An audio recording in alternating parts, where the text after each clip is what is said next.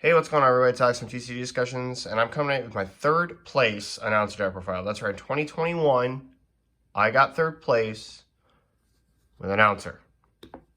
So I'm super excited to bring you this deck profile. This deck is not good, okay? So whatever you do, do not pick this deck up unless you want to meme and have fun or just try a deck that's fun. This deck is great for people who are just getting into the game because of the leader effects. And I highly recommend if you wanted to pick this up because it's super budget. Even the World Tournament SCR is like 40 some bucks or something like that. So like it's super cheap. I think you can build the whole deck for like literally under $80 with an SCR, which is really cool. But I will talk about my side deck at the end of the video, and I just really want to get into this, and we're going to make it quick. So this is not OG Announcer. I'm sorry, this is OG Announcer. This is not Reboot Announcer. So on this side, when you play a World Tournament battle card, you draw a card, untap 2, energy to awaken. Permanent, you can include non-World Tournament battle cards with this leader, which is really restrictive. But he also has a bonus effect that all of your World Tournament battle cards have no specified cost, which is really cool. And on this side, still reduces, cancels a specified cost. Auto swings, draws, and then he has an activate main where you can boost 2 World Tournament cards 5k for the turn, and then you negate that skill for the duration of the game. So let's get into the list that I played. We have 2 World Tournament arenas. This buffs 2 World Tournament cards 5k.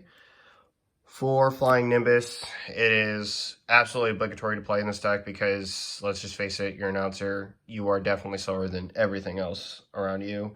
And so you need to slow them down to your pace.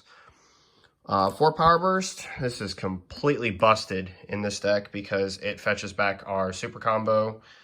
2 Senzu Beans. It's Bean. We have some Splash of Blue in here with the Goku, the Oobs, the Pan. So we use this both for protection, extension, energy manipulation, so we can have our negates like Nimbus up. So like you can, at 4 energy, for example, you can tap for your Goku Oob, or you can untap 2 to awaken, swing with your leader, Bean again, or play another Goku Oob if you have the cards in your hand. So like you can put some immense pressure on in that regard. Next, we're gonna, since we just already talked about it, so we have 4 Oob, Test of Strength, and 4 Goku Test of Strength.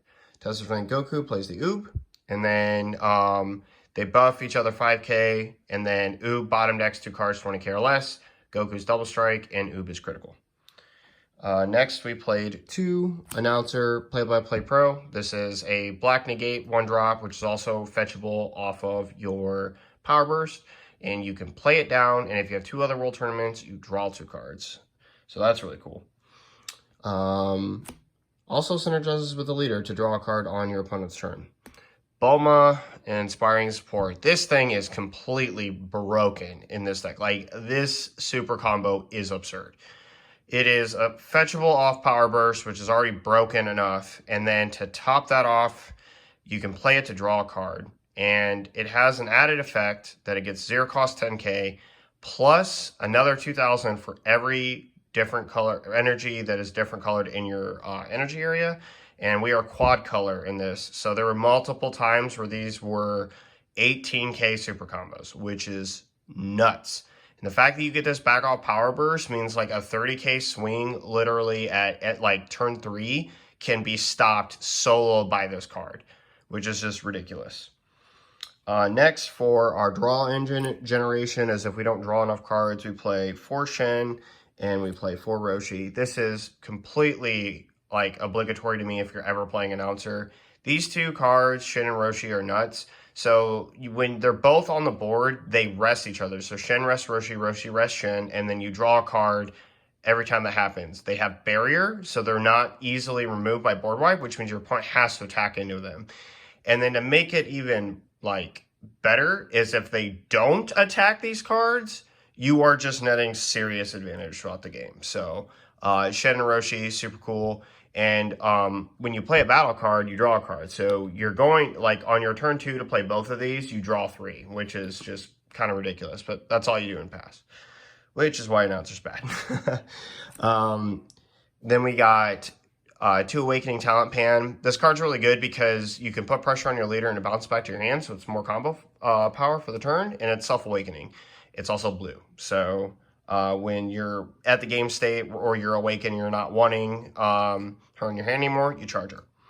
And then we play 4 Announcer Ever Curious. This is one of our turn 1 starters. Really, really like this card. Search top 7 for any World Tournament card in the deck. Broken. If you have the World Tournament SCR, you buy it. You can also search that card, which is really helpful, but it's kind of hard to play, so we opted to play something a little bit different, and you'll see that here in a second. So we play 4 Supreme Showdown Vegeta and 4 Supreme Showdown Son Goku. So the Goku is played off the Vegeta effect. You KO one of your World Tournament battle cards, you then can play in the Goku, and your opponent cannot activate blocker for the rest of the turn. They are both base 25k triple strike. When they're both in play, they gain 10,000 power. And then with your World Tournament arenas, right here, you can buff them both 5k, making them 40,000 triple strikes, and then your leader can buff them another 5k for 45,000 triple strike starting, which is ridiculous. These 2 cards can put insane finishing pressure. If your opponent's ever relying on blockers, they're just getting stopped. So pretty good. And then the SCR that we opted to play is the new Heroines Lineage. This is probably the best SCR you can play in Announcer, and I actually picked this up literally right before the tournament. I did buy a case of Evo Boosters, but I sold all mine, and I'm really glad I was able to get this SCR back because I actually think it's really, really good in meta defining. And I'm so happy that I did. Heroine's Lineage is just really nasty of a card. Being able to steal a card that is 7k or less on activate battle is just nuts. If your opponent just commits their entire hand, you can just steal this card. All their hand advantage just means nothing. All the resources they dump in trying to finish you just means nothing. And this card is just insane. I stole a 6-drop like Arpalong Grade 8 Baby, which minuses anything in that's like when your opponent plays a card, it minuses something 20k, and then you draw a card. And I stole that from him. So now everything he plays is minus 20k and draws a card. I think it's also a 30k triple striker, which is really good. This is what I play in the main deck. So let me go over my side real quick. I had 2 Senzu Bean and 2 Crusher Ball, 4 Super Kamehamehas. I had 3 Petrification and 4 Protector of the People.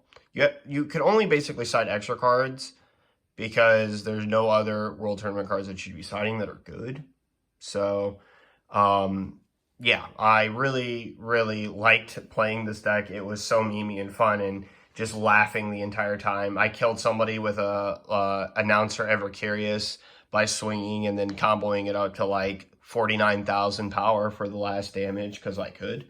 And the deck is, like I said, it's really fun. It's a really great starter deck for anybody in the game just to learn how to play the game. So highly recommend it if you guys are looking for something fun to play. I just decided to play this last weekend because I wanted to, and it worked out not too bad for me. So that's it for this video, guys. Thanks for watching. This is Alex from TCG Discussions signing off.